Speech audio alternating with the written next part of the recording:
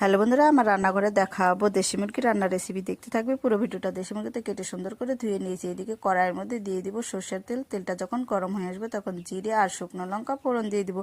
এইদিকে দেখো গোটা পেঁয়াজ, রসুন আর আলুটা ভেজে নিচ্ছি আমি। তো সব আজকে গোটা গোটা দিয়ে রান্না করব।